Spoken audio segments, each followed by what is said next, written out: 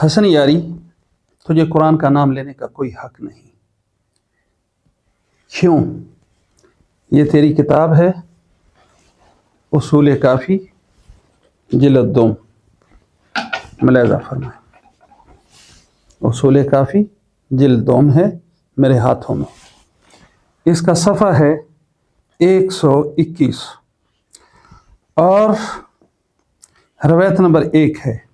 جابر سے مروی ہے کہ حضرت امام محمد باقر علیہ السلام نے فرمایا، سوائے جھوٹ کے اور کسی نے موافقے تنزیل پورے قرآن جمع کرنے کا دعویٰ نہیں کیا، یعنی کسی نے پورا قرآن جمع نہیں کیا سوائے علی ابن ابی طالب کے، کہ پورا قرآن علی ابن ابی طالب نے جمع کیا اور ان کے بعد کے ائمہ علیہم السلام کے موافق تنزیل نہ کسی نے اس کو جمع کیا نہ حفظ کیا۔ تمہارے نزدیک قرآن کامل نہیں، ناقص ہے، اس روایت کافی کی اس روایت کے مطابق، اصول کافی کی اس روایت کے مطابق۔ اور جو اس قرآن کو جو اس وقت ہمارے ہاتھوں میں ہے، جو اس قرآن کو کامل نہیں مانتا، مکمل نہیں مانتا، ہم اس کو ڈنکے کی چوٹ پر کافر کہتے ہیں۔ یہ قرآن کامل ہے، مکمل ہے، اس میں ایک حرف کی بھی کمی نہیں۔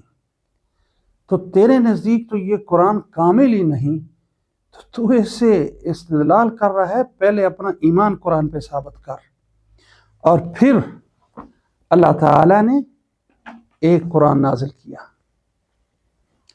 اور وہ یہی قرآن ہے جو آج ہمارے ہاتھوں میں ہے۔ آپ کہتے ہیں نہیں، اصول کافی کی روایت کے مطابق یہ ناقص ہے، کامل نہیں۔ تم کہتے ہو کامل قرآن وہ ہے جو امام مہدی علیہ السلام کے پاس ہے، اور وہ قریب قیامت آئیں گے، اس قرآن کو لائیں گے۔ تو دو قرآن ہو گئے، ایک یہ والا، ایک وہ والا۔ حسن تو کون سا قرآن مانتا ہے؟ یہ والا ہے تو اس کو کہہ دے وہ غلط ہے، وہ قرآن نہیں ہے۔ اگر وہ والا ہے تو اس پہ تجھے بات کرنے کی کوئی ضرورت نہیں، اس سے تیرا مدعا ثابت نہیں ہو سکتا۔ جب تو اس کو مانتا ہی نہیں تو پھر تو اس سے کیا استدلال کر رہا ہے، کیا باتیں کر رہا ہے؟ لیکن تو نے اہل سنت والجماعت کے لوگوں کے ذہنوں کو مشوش کیا ہے، اس لیے ہم ان کی تسلی کے لیے تیرے سارے سوالوں کا جواب دیں گے۔ تجھے جواب دینے کی کوئی ضرورت نہیں جب تک تو اپنا ایمان نہ ثابت کرے اس قرآن پر، اور اس قرآن پر ایمان ثابت ہے تو پھر اصول کافی کو تجھے غلط کہنا پڑے گا، کہ یہ غلط ہے اس میں۔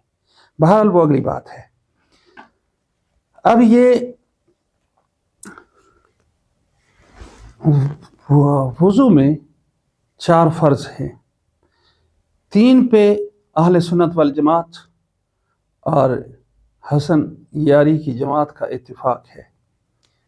منہ کا دھونا، ہاتھوں کا کونیوں سمیت دھونا، اور سر کا مسح کرنا، بعض سر کا مسح کرنا، یہ 3 اتفاقی ہیں۔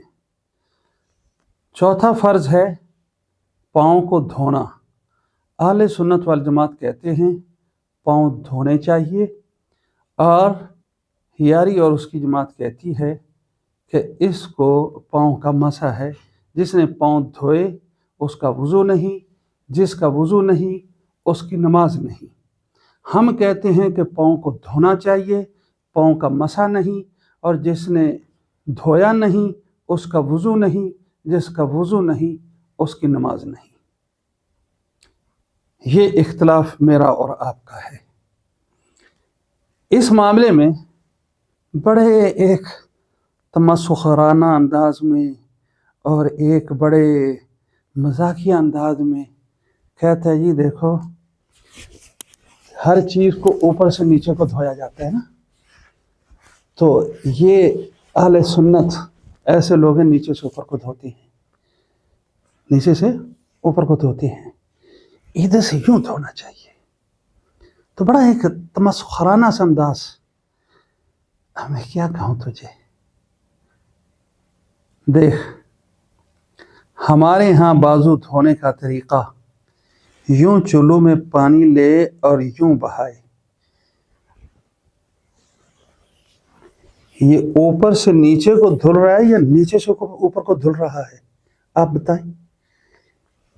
آپ اس کو کیا کہتے ہیں؟ اس کو اوپر کہتے ہو کہ نیچے کہتے ہو؟ کہ اوپر کو نیچے کہتا ہے اور نیچے کو اوپر کہتا ہے. تو سارے دین میں تیری عقل ایسی ہے.